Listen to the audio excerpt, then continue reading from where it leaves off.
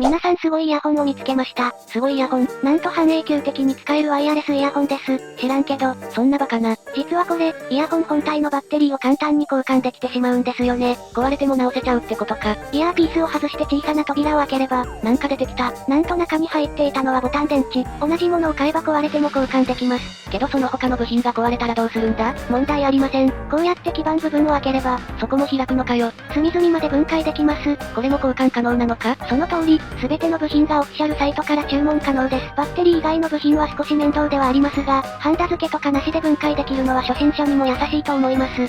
知らんけど、こういうのもっとあってもいいよな。ちなみに最近発売されたピクセルバッツ 2A もケースのバッテリー交換が可能らしいぞ。